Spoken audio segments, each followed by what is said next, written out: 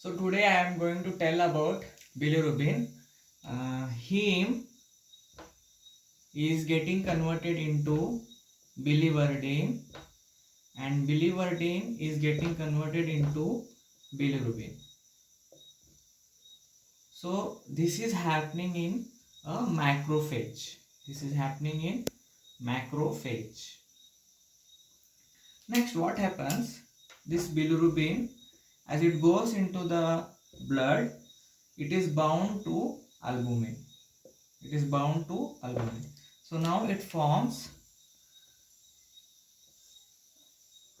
unconjugated bilirubin albumin complex. Okay.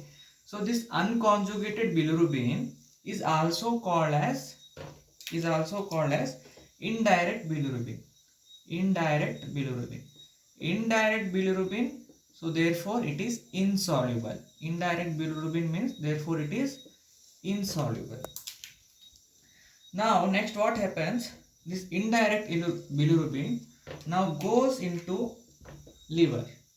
Goes into liver. So in liver it is acted upon by the enzyme UDP glucuronosyl transferase enzyme, and it is getting converted to conjugated bilirubin. It is getting converted into conjugated bilirubin. Now this conjugated bilirubin passes through the bile canaliculi, cystic duct, then common bile duct, then it is sent into gut. Okay, second part of duodenum it comes. Now this conjugated bilirubin is there in the gut intestines. It is acted upon by the gut bacteria and getting converted into unconjugated bilirubin. And this unconjugated bilirubin in the gut is getting converted into urobilinogen. It is getting converted into urobilinogen. So what is the fate of this urobilinogen now? 80% of this urobilinogen is getting converted into stercobilinogen. This stercobilinogen is excreted in the feces and it gives color to the feces. Okay, this is about 80% is getting converted into stercobilinogen.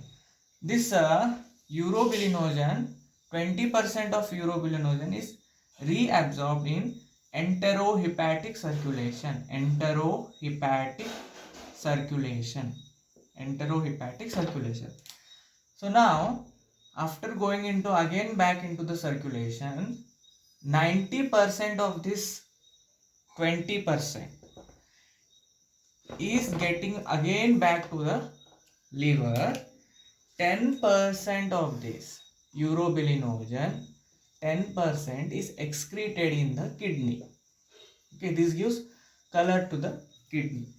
Now let us see here. Okay, here if this enzyme UDP glucuronosyl transferase enzyme is absent, what is the disease that we should know?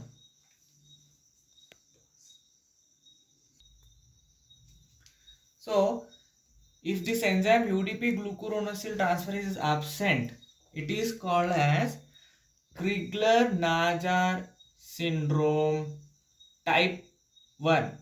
If it is completely absent, okay, then if the activity or the enzyme is partially absent, then it is type 2. Crigler-Najjar syndrome type 2. Now this, if conjugated bilirubin is not excreted into the gut,